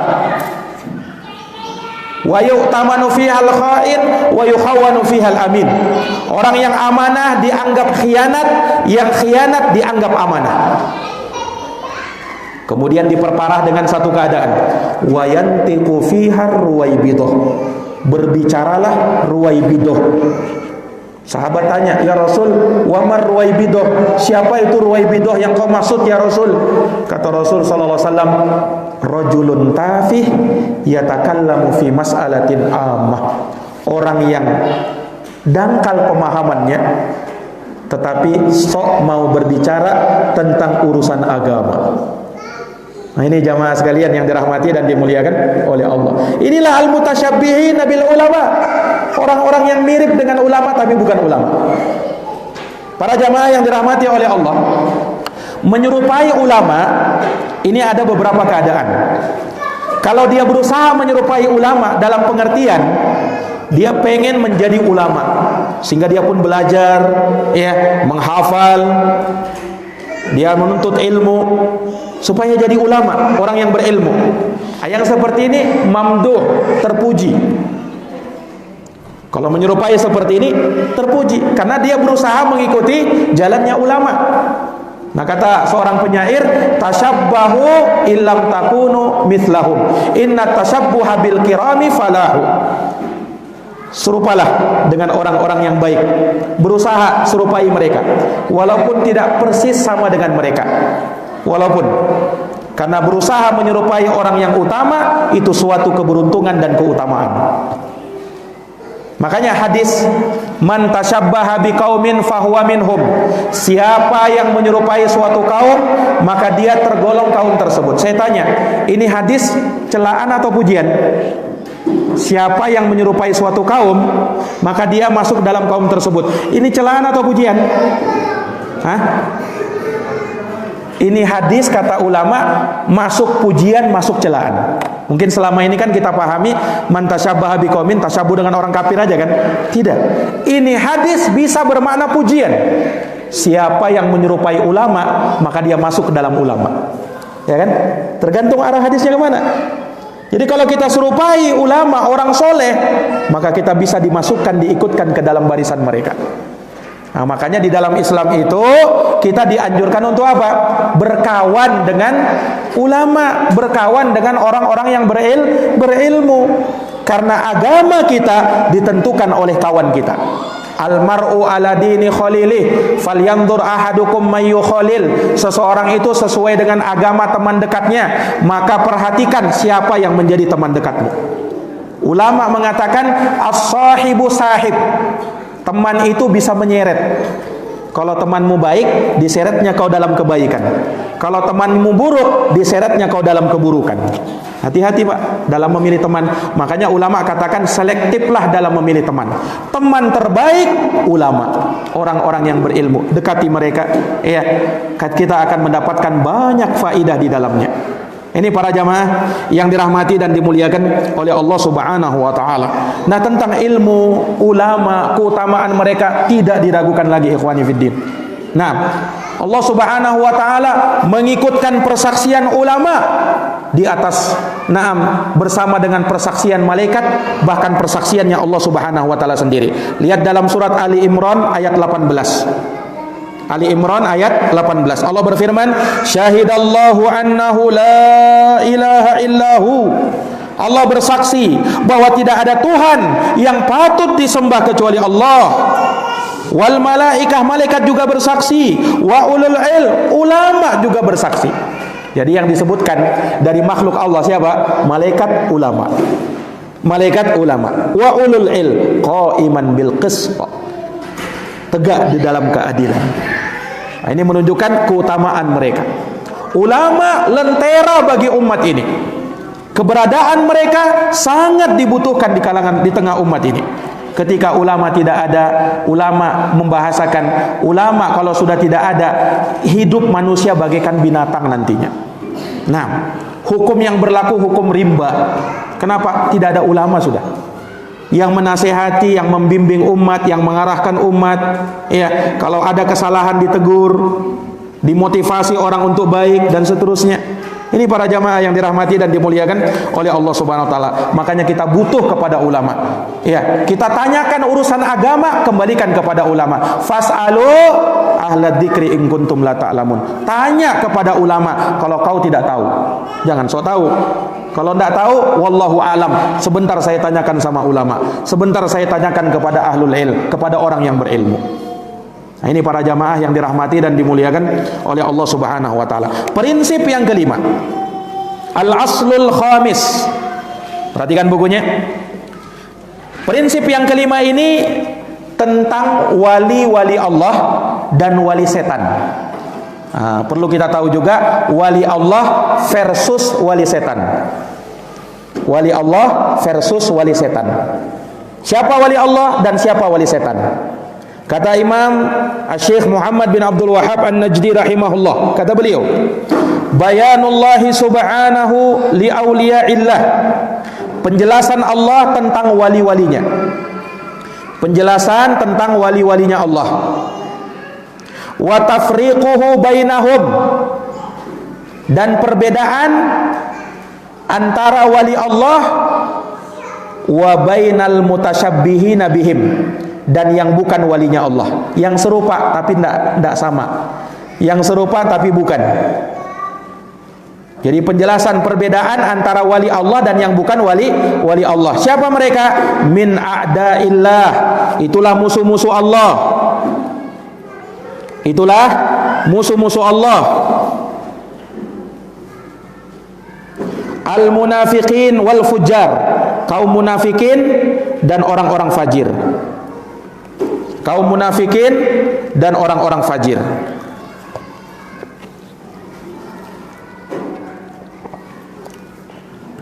Wa yakfi fi hadza ayatun min surati Ali Imran. Cukuplah untuk ini satu ayat dalam surat Ali Imran. Cukuplah satu ayat dalam surat Ali Imran. Wa hiya qauluhu, yaitu firman Allah, Qul in kuntum tuhibbunallah fattabi'uni yuhibbukumullah. Nanti lihat artinya di rumah, surat Ali Imran ayat 31. Katakanlah, jika kalian mengaku cinta kepada Allah, syaratnya fattabi'uni, ikutilah saya. Ikutilah Rasulullah sallallahu alaihi wasallam. Yuhibbukumullah. Niscaya Allah akan cinta kepada kalian. Menunjukkan bahwa sifatnya wali Allah itu harus cinta kepada Allah dan Allah cinta kepada dia, dan itu syaratnya harus ngikut Rasul. Nah, ini jamaah sekalian. Wa ayatun fi suratil Maidah, satu ayat dalam surat Al-Maidah, wa hiya qauluhu, yaitu firman-Nya. Nanti dilihat di rumah, Al-Maidah ayat 54. Ya ayyuhalladzina amanu, wahai orang-orang yang beriman, mayartadda minkum an dinih, siapa yang murtad dari agamanya, fasaufa yatillahu biqaumin, akan Allah datangkan suatu kaum, yuhibbuhum wa yuhibbunah, yang mana Allah cinta mereka dan mereka cinta kepada Allah. Surat Al-Maidah ayat 54. Wa ayatun fi Yunus, dan satu ayat di surat Yunus, yaitu firman Allah surat Yunus ayat 62 sampai 63. Nanti dilihat di rumah. Ala inna auliya Allah, ketahuilah wali-wali Allah, la khaufun alaihim wa lahum yahzanun, tidak ada kekhawatiran pada diri mereka dan tidak pula mereka bersedih hati. Siapa mereka wali-wali Allah? Alladzina amanu wa kanu yattaqun, mereka yang beriman dan bertakwa. Nah, kemudian kata Syekh, summa saral amru inda aktsari may yada'il ilma. Summa sara, kemudian jadilah perkaranya. Summa saral amru, kemudian jadilah perkaranya. Inda aktsari man yada'il ilma, di sisi orang yang mengaku berilmu, di sisi orang yang mengaku berilmu, wa annahu min hudatil khalqi wa huffadhish syara', mengaku orang yang memberi petunjuk kepada manusia dan penjaga syariat. Bayangkan gelar-gelarnya. Mengaku berilmu, memberi hidayah kepada manusia, menjaga syariat. Tapi mereka ini justru pemahamannya berbeda. Ila annal auliya, kata mereka, wali-wali itu, wali-wali Allah itu, la budda fihim min tarkit tibair rasul. Kata mereka, kalau mau jadi wali Allah tidak boleh ngikut Rasul. Subhanallah. Padahal syaratnya wali Allah harus ngikut Rasul. Nah, ini mereka justru kebalik. Karena menurut mereka, yang paling tinggi itu wali, kemudian nabi, baru Rasul. Nah, kalau ahlu sunnah kan mengatakan yang paling tinggi Rasul, nabi, baru wali. Tidak bisa menjadi wali kalau tidak ngikut nabi dan Rasul.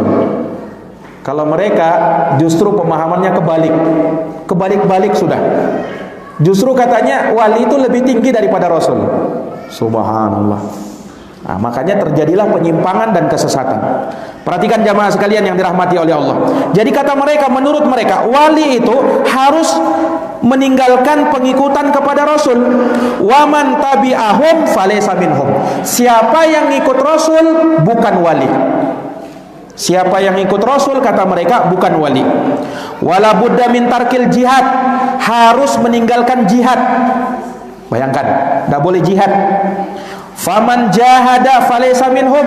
Siapa yang berjihad bukan wali. Siapa yang berjihad bukan wali. Wala budda min tarkil iman wat taqwa. Tidak boleh beriman dan bertakwa. Wali katanya tidak boleh beriman dan tidak boleh bertakwa. Faman ta'ahada bil imani wat taqwa falaysa minhum. Siapa yang beriman dan bertakwa bukan wali. Kebalik-balik sudah pemahaman orang. Ya Rabbana, maka Syekh mengatakan, wahai Tuhan kami, nas'alukal afwa, kami mohon ampun, wal afiyah, dan keselamatan, innaka sami'ud du'a, engkaulah pendengar, maha mendengarkan doa. Ini asal prinsip yang kelima. Jadi intinya para jamaah sekalian, prinsip kelima ini membahas tentang wali. Siapa wali itu? Apakah wali itu yang bisa terbang di atas langit? Apakah wali itu yang bisa berjalan di atas air? Atau siapa wali itu? Apakah dia yang kebal dari senjata apapun? Apakah dia yang bersemedi, bertapa di goa? Atau siapa wali itu? Banyak orang yang salah kaprah dalam memahami wali. Sehingga apa? Ketika mereka lihat ada perkara-perkara yang aneh, perkara-perkara yang menakjubkan, luar biasa, di luar akal, di luar nalar, wali langsung. Padahal dia tidak tahu wali itu ada dua. Ada wali Allah, ada wali setan. Innama dzalikumus syaitan yukhawwifu awliya'ah. Sesungguhnya itu hanyalah setan-setan yang mempertakuti wali-walinya. Fala takhafuhum wa khafuni. Jangan takut kepada mereka, takutlah kepada Allah. Menunjukkan ada wali setan. Ini jamaah sekalian. Makanya ukurannya bagaimana? Imam Laits pernah berkata, Laits bin Sa'ad pernah berkata, kalau kamu melihat orang mampu berjalan di atas air, jangan kau percaya dia sampai kau cocokkan perkaranya di atas Quran dan Sunnah. Imam Syafi'i mendengarkan komentarnya Imam Laits bin Sa'ad, beliau mengatakan qassarul Laits. Imam Laits masih kurang. Bal law ra'aitum, andaikan kau lihat ada orang yamshi fil ma, mampu berjalan di atas air, wa yatiru fil hawa, mampu terbang di atas udara, kata Imam Syafi'i, jangan kau percaya dia sampai kau cocokkan perkaranya di atas Quran dan Sunnah. Baru itu wali Allah itu. Kalau dia tidak pernah sholat, ya, jauh dari sunnah, wali setan itu. Pastikan wali setan itu. Nah, karena tidak mungkin jadi wali Allah kalau tidak beribadah dan taat menjalankan sunnah Rasul. Tidak mungkin. Wali Allah itu pasti begitu. Kemudian yang namanya wali tidak harus punya karomah. Nah, ini juga salah kaprah sebagian orang. Ada yang mensyaratkan wali itu harus punya karomah. Tidak seperti itu, Pak. Wali itu syaratnya apa? Cuman dua saja, iman dan takwa. Lihat dalam surat Al-Maidah tadi. Ala inna awliya Allah. Dalam surat Yunus ya. Ala inna awliya Allah. Ketahuilah wali-wali Allah, tidak ada kekhawatiran pada mereka dan tidak pula mereka bersedih hati. Siapa mereka wali Allah? Alladzina amanu. Mereka yang beriman, wa kanu yattaqun, dan mereka yang bertakwa. Iman dan takwa. Itu syaratnya perwalian. Selain daripada itu bukan wali namanya. Dan kalau dia menjadi wali Allah, Allah marah kalau kau benci walinya Allah. Man adali waliyan faqad adzantuhu bil harb. Siapa yang memusuhi waliku, wali Allah, maka Allah umumkan perang sama dia. Yang paling pantas untuk menyandang wali Allah, pertama sahabat Nabi. Wali Allah itu. Nah, Abu Bakar wali Allah, Umar wali Allah. Umar, Pak, ya, wali Allah Subhanahu wa taala. Bayangkan, Umar ini punya karomah luar biasa.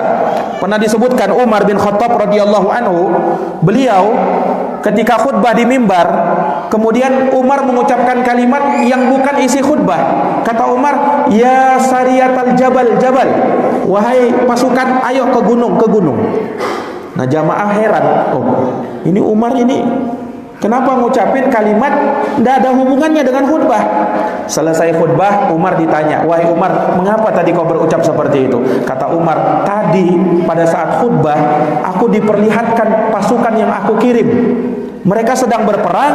Nah, strategi yang paling tepat kalau mereka mundur ke gunung dulu. Maka aku sarankan begitu. Subhanallah. Padahal itu pasukan Umar kirim jaraknya ratusan mil. Dan belum ada handphone ketika itu. Kalau sekarang mungkin masih bisa diterima kan. Kalau zaman dulu tidak mungkin bisa. Itu seakan-akan apa? Live di depannya Umar. Live di depan Umar. Dan pasukan ini ketika kembali ditanya, ya, kalian dengar tidak memang ucapannya atau suaranya Umar? Iya, kami dengar suaranya Umar ketika di sana. Subhanallah. Itu karomahnya Umar bin Khattab radhiyallahu taala. Tapi ingat ya, syaratnya wali itu bukan harus punya karomah. Makanya Abu Bakar, sepakat ulama lebih utama daripada Umar, tetapi karomahnya lebih sedikit daripada Umar. Dan karomah yang terjadi setelah zaman sahabat lebih banyak daripada sahabat.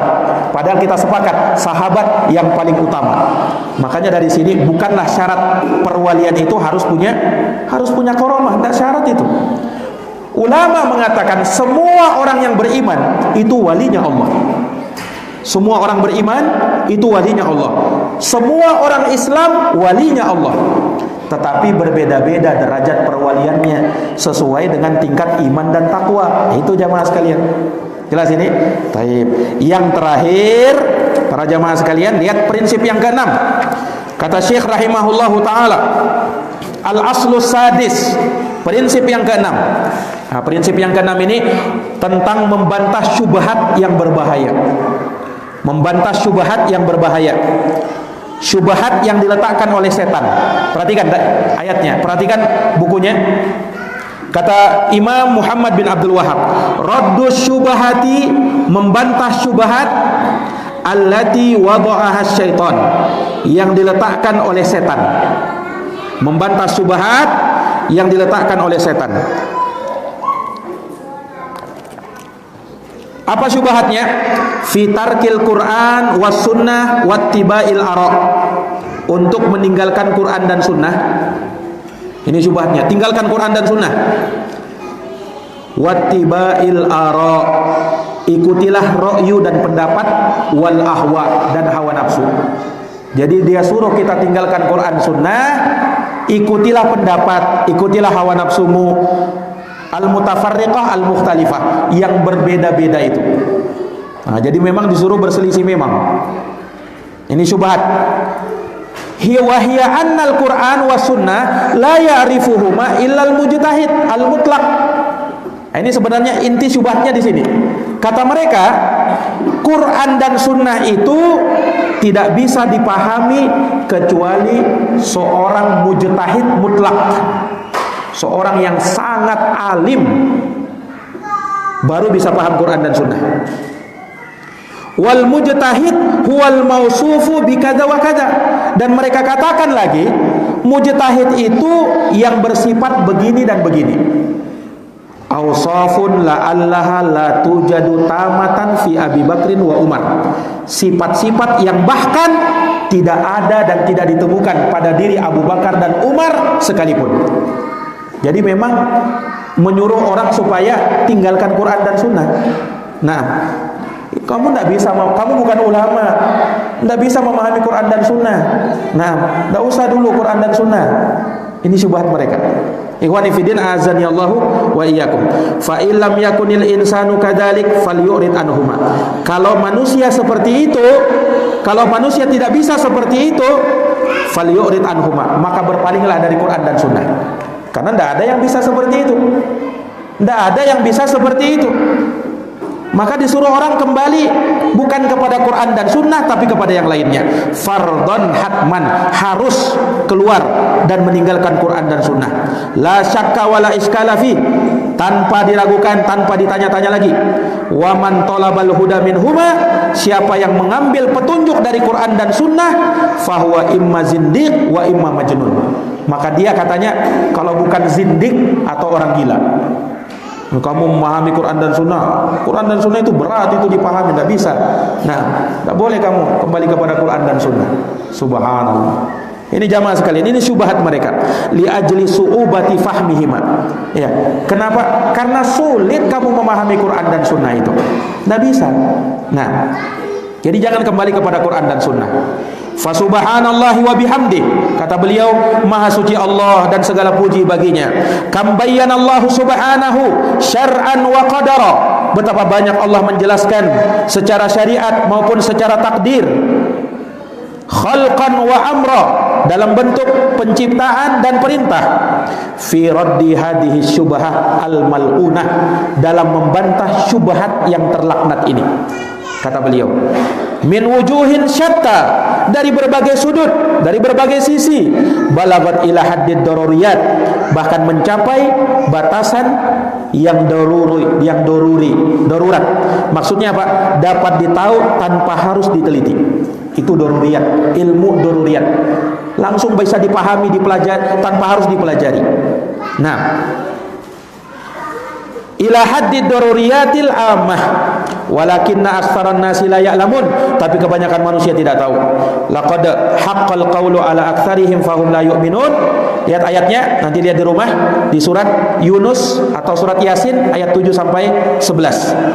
Sungguh telah pasti ketetapan dari Allah Subhanahu wa taala ala aktsarihim, atas kebanyakan mereka, fahum la yu'minun, maka mereka tidak beriman. Inna ja'alna fi a'naqihim aghlala, sesungguhnya kami menjadikan di leher-leher mereka ada belenggu, fahiya ilal azqani fahum muqmahun. Ya, maka dia terkumpul kedua tangan pada dagunya dalam keadaan mereka mendongak ke atas. Nah, wa ja'alna min baini aydihim sadda wa min khalfihim sadda, kami jadikan di depan mereka ada penghalang, di belakang mereka ada penghalang. Fa aghshaynahum, kami tutup pandangan mereka, fahum la yubsirun, sehingga mereka tidak bisa melihat.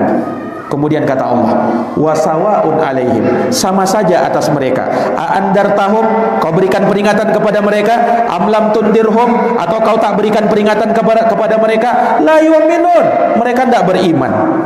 Innama tundiru manittaba'adz dzikra, sesungguhnya engkau hanya memberi peringatan kepada orang yang mengikuti peringatan, mengikuti zikir, mengikuti Al-Quran, wa khasyiyar rahmana bil ghaib, dan dia takut kepada Allah Ar-Rahman dalam keadaan ia tidak melihat Allah Ar-Rahman.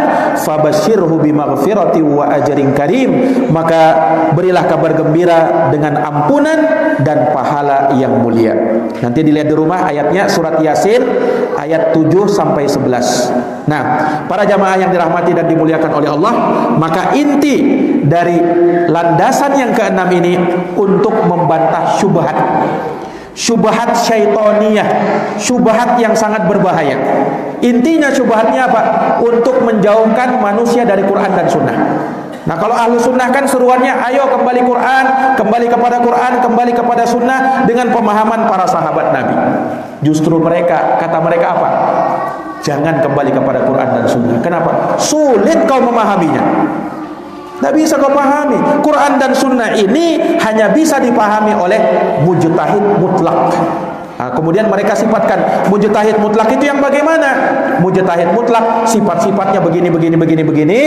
Abu Bakar dan Umar pun tidak seperti itu. Intinya mau menjauhkan manusia dari Quran dan Sunnah. Subhanallah. Ini kan sangat jelas ya ikhwan. Sangat jelas. Kita diperintahkan kembali kepada Quran dan Sunnah, sementara mereka justru memerintahkan untuk boikot Quran dan Sunnah. Ini sebenarnya nyata, jelas, tetapi mereka samar-samar. Mereka berikan syubhat. Jangan pelajari Quran dan Sunnah. Kamu tidak bisa pahami. Ambil aja menurut yang lain. Subhanallah. Akhirnya yang muncul apa? Taklid buta, fanatik buta kepada pemikiran orang, kepada pendapat orang. Quran dan Sunnah dibuang. Akhirnya orang, inilah gara-gara penyakit ini, orang akhirnya ketika dibacakan Quran, ketika dibacakan hadis, dia tidak mau terima, Pak. Kenapa? Guru saya tidak bilang begitu. Ini masalahnya. Guru saya tidak bilang begitu. Oh, pimpinan saya tidak seperti itu pemahamannya. Padahal Quran ini, padahal hadis ini. Kenapa? Syubhat tadi, Pak. Syubhat tadi. Subhanallah. Nah, inilah para jamaah sekalian yang dirahmati dan dimuliakan oleh Allah Subhanahu wa taala. Maka selesai sudah pembahasan tentang 6 prinsip, 6 pilar utama di dalam akidah dan manhaj. Kemudian beliau tutup wa akhiruhu walhamdulillahirabbil alamin. Yang terakhir, segala puji hanya bagi Allah Rabb semesta alam. Wa sallallahu ala sayyidina Muhammad. Semoga salawat dan salam terlimpahkan kepada sayyid kita, penghulu kita Nabi Muhammad wa ala alihi wa sahbihi wasallam, dan kepada keluarga dan para sahabatnya tasliman katsira, dengan salam kesejahteraan yang banyak ila yaumiddin, sampai hari kiamat. Demikian para jamaah sekalian, pelajaran kita, daurah kita dalam malam ini sedikit lewat ya, lewat 7 menit ya. Tapi walhamdulillah sudah kita selesaikan walaupun ringkas. Nah, semoga ada manfaatnya. Tapi terakhir kita merojaah dulu 6 prinsip utama, 6 pilar utama dalam akidah dan manhaj. Yang pertama, ikhlas. Yang kedua, bersatu di atas kebenaran dan larangan berpecah belah. Yang ketiga, mendengar dan taat kepada penguasa kaum muslimin. Yang keempat, perbedaan antara ulama dan yang bukan ulama. Yang kelima, perbedaan mana wali Allah, mana wali setan. Yang keenam, membantah syubhat setan, syaitoniyah, syubhat setan, untuk menjauhkan orang dari Quran dan sunnah. Mudah-mudahan ada manfaatnya, mudah-mudahan bisa menjadi bekal kita di dalam ilmu agama dan memberikan kebaikan bagi kita di dunia dan di akhirat. Jazakumullahu khairan atas perhatiannya. Mohon maaf atas segala kekurangannya. Subhanakallahumma wa bihamdika asyhadu an la ilaha illa anta astaghfiruka wa atubu ilaik. Walhamdulillahirabbil alamin. Wassalamu alaikum warahmatullahi